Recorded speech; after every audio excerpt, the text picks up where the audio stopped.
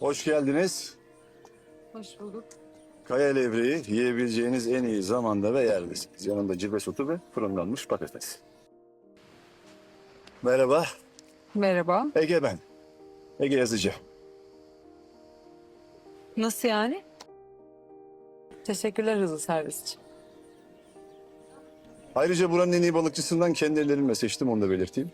Bu bilgi için de teşekkür ederim. Bir saniye. Günaydın. Yine bu ayakkabılar. Nefis tercih.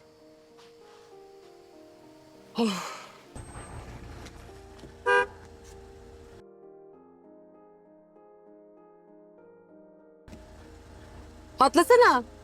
Kadın aşırı haklı bence. Sen ne arıyorsun? Aa, sen bizi mi dinliyorsun ya? Sen şimdi benim kim olduğumu biliyordun ve tek kelime etmedin. Sence normal bir hareket mi? Ne yapmışım anlamadım yani. Gelmiyor musun? Yok be, kaçayım ben. Denk geliriz nasıl olsa. Çocukluk arkadaşımla arayı kapatmış olurum. Fena mı olur? Açıkçası restoranıma gelişinin tesadüf olmadığını düşünmüştüm. Tamam. Sen bilirsin. İyi geceler. İyi geceler. Sen sörf öğrenmek istiyor musun? İstiyorum. Gerçekten istiyor musun? Gerçekten istiyorum. Süper. Günaydın. İyi bakalım şunu. Sen benden mi hoşlanıyorsun ya böyle peşimdesin? Pardon, ne alakası var? Nasıl? Yakışıklı mı bari? Saçmalama, tipsizin teki. Gel, benim tipim değil. Ama bu ıslak. Islanacaksın zaten.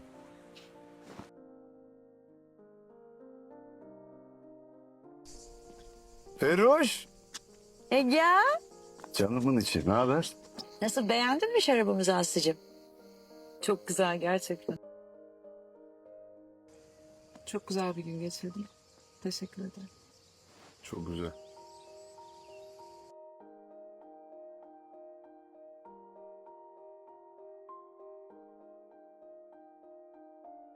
Orada yatmayacaksın herhalde. Çok eğleneceksin. Çocukken gelirdik tabii, ilk başta bir dizlerimiz titrerdi ama sonra... Aslı!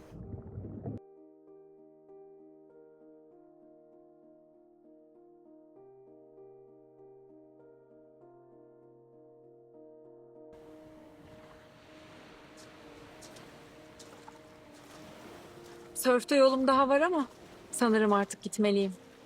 Alıştın da sanki buralara. Bir iki güne eski ayarlarıma dönerim. Dönersin tabii. Burada bana bir şey oldu. Bilmiyorum ne oldu ama bir şey oldu. Kendine mi geldin acaba?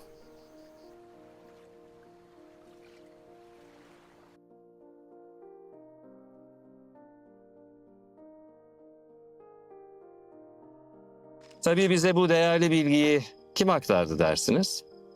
Hı? Aslı'nın el emeği göz nuru Yaman'ın bilgisayarından çektiği görüntüler bak. Bizzat kendi çekmiş bak. Hah. Ya ben bu kadar güzel bir şeyi nasıl bu hale getirebildim, nasıl mahvedebildim? Bak bak. Ege, ben sadece...